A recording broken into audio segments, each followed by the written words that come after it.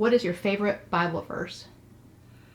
Jeremiah 29:11 is my favorite Bible verse, because I think that we can take comfort in the knowing that even though we aren't immediately rescued from hardship and suffering, that God still promises us a great plan and a great future through it all. And I think for me, that's just something that I will always cling to, because I've certainly gone through suffering, like many of us have, and hardship. But to know that God has a hope and a future for us through it all, that's something I hang on to for sure. And what's your favorite worship song? My favorite worship song is probably whatever is playing on the radio at that moment when I'm in my car. I love what worship means to me. I love the message of worship.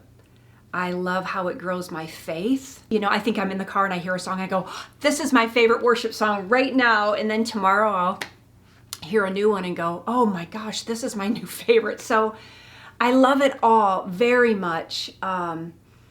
In my life, to me, worship has just helped me push back the darkness, push back the hard days, and just brings me back to that center in my life, that stability of knowing that God is in absolute control of every detail of my life.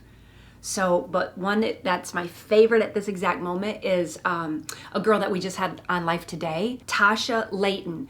That song, Look What You've Done in Me. I love it. I would read the lyrics for you. I've got them written down in front of me. Let me read one of my favorites.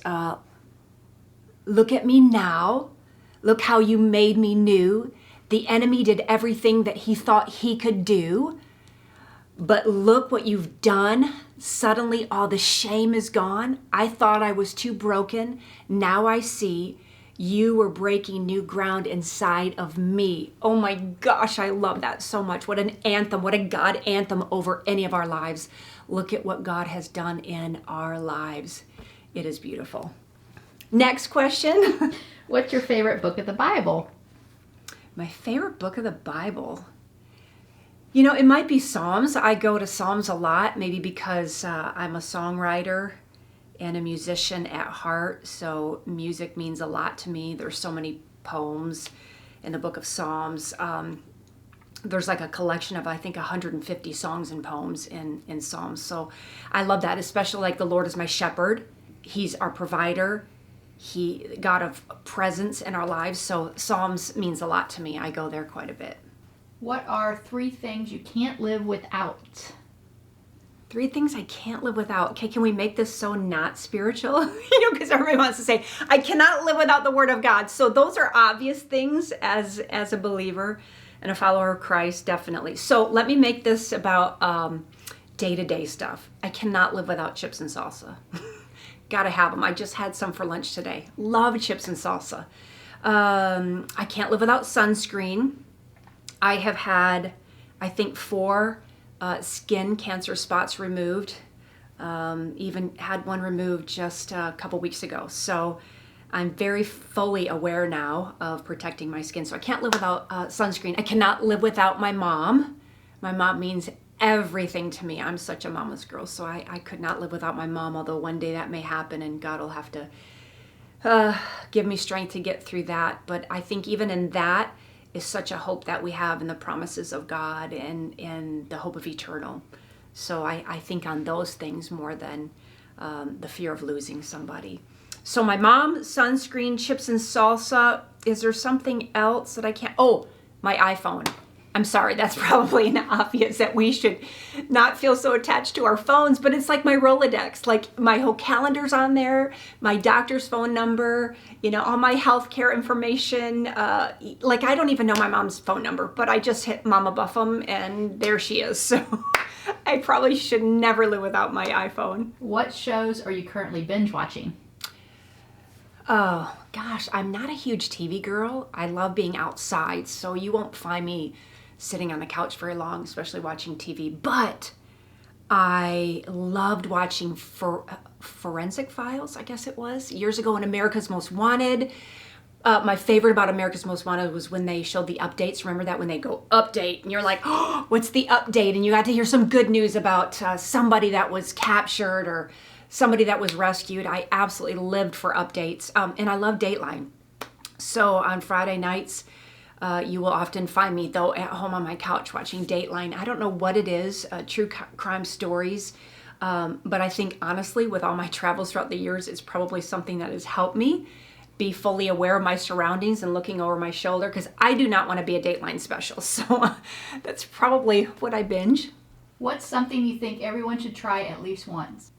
That's a great question. The first thing that comes to mind, well, first of all, I don't take a lot of risks. I'm not a daredevil. You will never find me jumping out of a plane. I will never tell you to try that at least once, because I won't do it. I will not bungee dive over the Grand Canyon. I won't do it. That stuff does not thrill me. But I did one time zip line in the jungles of Africa, and that was a blast. So maybe zip lining. I've done that 2 or 3 times, and I find that to feel safe and be a lot of fun. The higher up, the better. But when I did it in Africa, there was a naughty little monkey that stole my Twix bars while I was out adventuring. And so I would probably say everybody should try zip lining at least once, but definitely hide your chocolates while you're gone, especially if you're in the jungles of Africa. With that said, dark chocolate or milk chocolate? Dark chocolate. Dark chocolate every day. I have never, believe this or not, I have never bought a Hershey chocolate bar ever in my life. I do not like milk chocolate. Is that weird? I don't like it.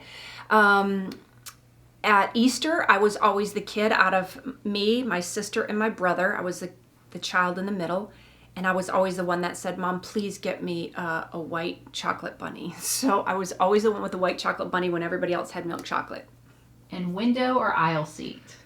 Always window, always window. I sleep really well on planes, which is really good for me, especially when I have really early flights out in my travels throughout the year. So I just kind of lean up against the side there and fall asleep very nicely. So it's always window for me. And I don't mind jumping over people if I've got to use the restroom. I've been known to jump over people while they've been sleeping. Really easy. Anything else you'd like to say? Anything else I'd like to say? Gosh, thanks for listening in. I hope that you feel like you got to know me just a little bit better. What a privilege it is to be a part of your lives and to share my life with you in this way. I'm so grateful to be a part of life today. God bless you so much. Have a great day.